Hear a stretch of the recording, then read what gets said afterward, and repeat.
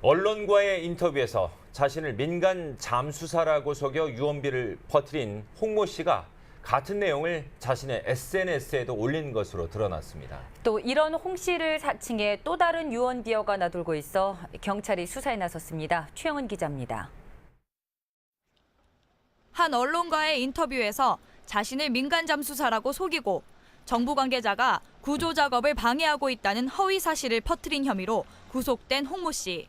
경찰 조사 결과 홍 씨는 언론 인터뷰뿐만 아니라 자신의 SNS에도 같은 허위 사실을 올린 것으로 확인됐습니다.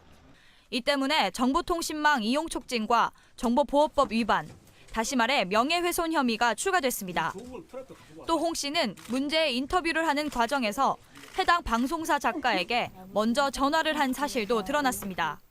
구조 상황을 알려주겠다며 먼저 인터뷰를 요청한 겁니다. 이와 함께 경찰은 홍 씨를 사칭해 또 다른 허위 사실을 올린 사안에 대해서도 수사를 진행 중입니다.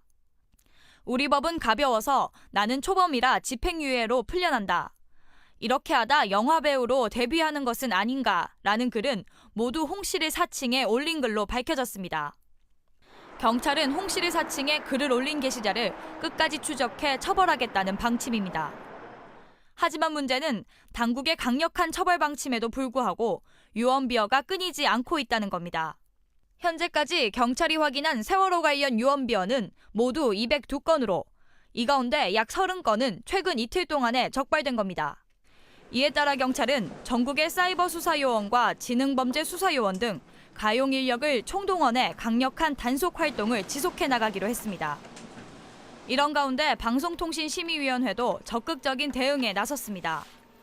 방송통신심의위는 SNS와 인터넷상의 악성 게시물 169건에 대해 삭제 등의 시정 요구를 결정하고 이 가운데 심각한 것은 경찰에 수사를 의뢰해야 할 방침입니다. KTV 최영은입니다.